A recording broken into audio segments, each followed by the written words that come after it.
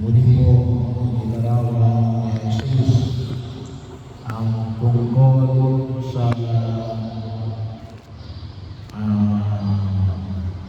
muling pagdating ng Mesiyas. Bahagi ho na bagamat sa mga pagpipili natin ng mga nakalipas na araw ay sabi nga niya ay hindi karang-karang at ipinapanig niya ang ilang mga bagay na kung saan ay daranasin na mga Israelita yan nila siguro po mga mananampalataya. Bahagi ko kung saan ay sabi nga natin yung tinatawag natin magulong at madugong mga pangyayari na dumaaring dulot na sa pagaling tula rito yung pamumukom na bayan Israel or particular yung Jerusalem na kung saan makita ko natin madugo.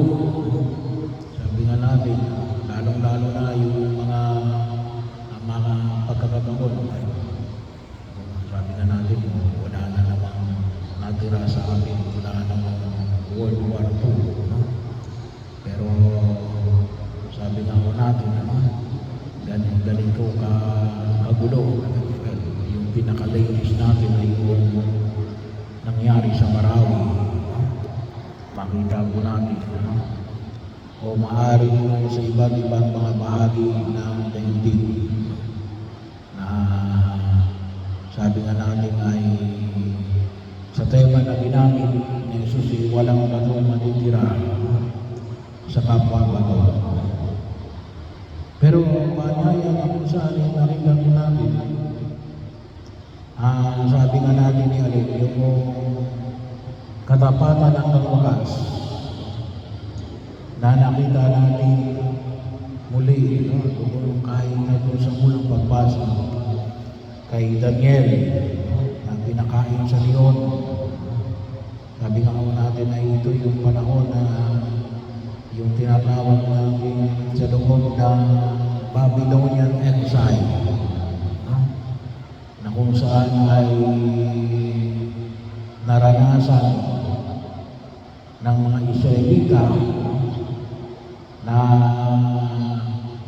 sila ay galing sa Babylon at yung panahon na yun ay naroon yung pagkilos sila dyan ng kanyang mga kasama. Pero yung pinaka-focus doon ay yung katapatan ni Daniel na hindi kinain ng leon dahil sa kanyang pananalig at sabi nga po natin dito ay kasi yun ay sa panahon ni Haring Nabucodonosor alam naman natin na yun ay tawagin natin ay Babylonian. Iba yung kanyang pananalig, yung pinahayag na alin walang ibang Diyos kundi ang Diyos ni Daniel. Yun ang kanyang pahayag. Pero hindi naman natin nakita na convert ang hirap sa pananampalatayang Hudyo. Medyo may bias kasi na yun ay sulat, aklat ng propeta Daniel. Pero yung pagkakahayag na ng pagkilala sa Diyos ni Daniel bilang Panginoon kinain ng leon. Nung siya itinapon, sa iyo rin ito. Pero ano ang hamon na nakita po natin? Muli, sabi nga po natin, ay bagamat yung paghahari ng Diyos ay makita natin na dumarating sa gitna natin. So, kaya ngayong panyaya ay pinahayag ni Jesus, magkalap kayo sapagkat nalalapit na ang pagliligtas sa inyo. Yung ipinahayag sa Ebanghelyo, well, sabi nga ako natin, yung katapusan ng daigdig, isang form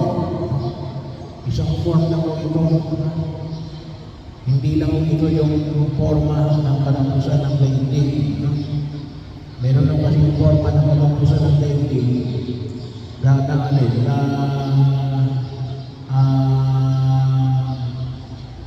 hindi ganito kadugo.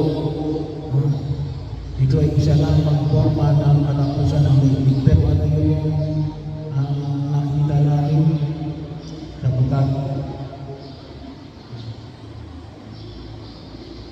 nalalapit na ang pagliligtas sa inyo.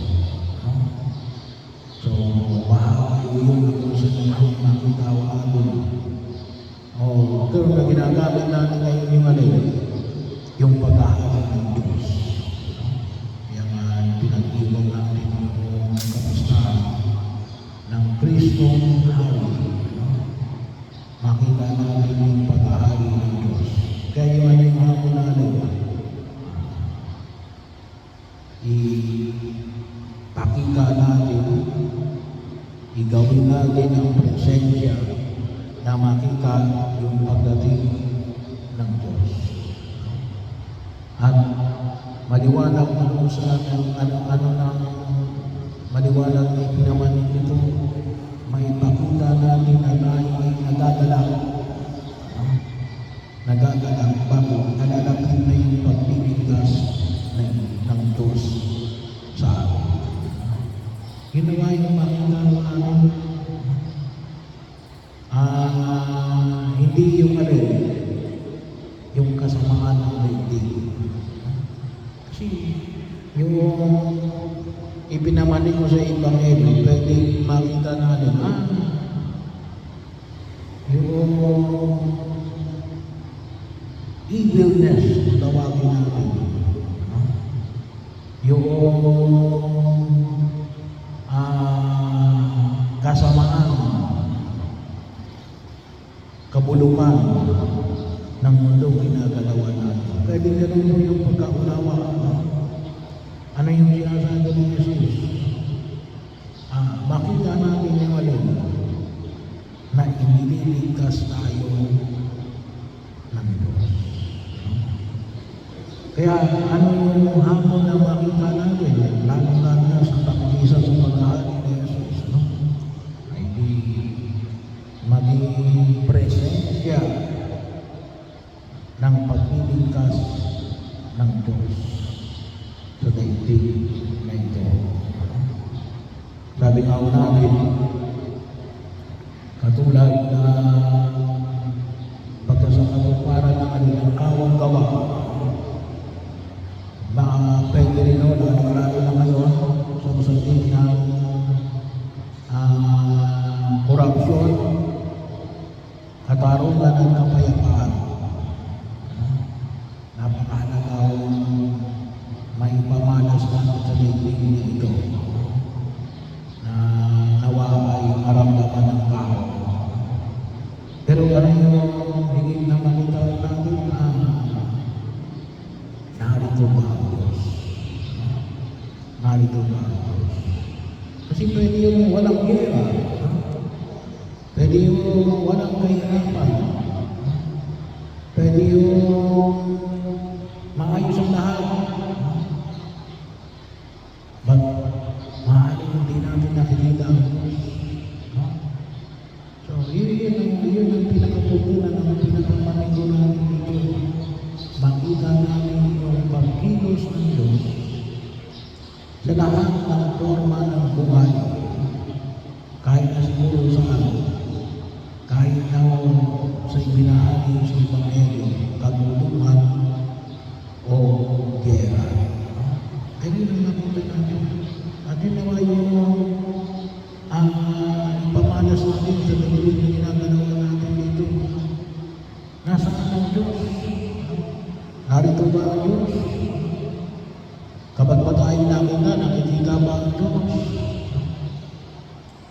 So, when we make the presence, when we make God present,